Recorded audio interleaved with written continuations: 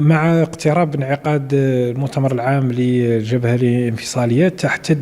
تحتدم الصراعات الداخلية ما بين العناصر القيادية. تعود جذور هذا الصراع الداخلي لحالة الإفلاس التي تعيش على وقعها الجبهة الانفصالية، وحالة ضعف التأطير السياسي وضعف المشروعية بحكم افتضاح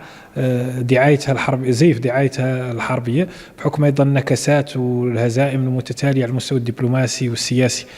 حالة الصراع الداخلي تحتدم بحكم الصراع على المواقع المديرة للتربح، المواقع القيادية المديرة للتربح، المديرة للثروة، خاصة تلك المرتبطة بمخازن الأسلحة والأدوية والمساعدات الإنسانية، في تقاطع للأجندات بعض العناصر القيادية وبعض المسؤولين في الجيش الجزائري مع أجندات الجماعات المسلحة المنتشرة في الساحل والصحراء، ومع أجندات عصابات الجريمة المنظمة، بحكم ارتباط هذه المجموعات، بحكم ارتباط خطوط إمداد جماعات مسلحة بمخازن البوليساريو. ما يزيد من حدة الصراع الذي تعيش على وقعه الجبهة الانفصالية مع اقتراب مؤتمرها العام هو أيضا ارتباط العناصر القيادية في البوليساريو بمختلف الأجهزة الأمنية والعسكرية الجزائرية، وانعكاس حالة صراع الأجنحة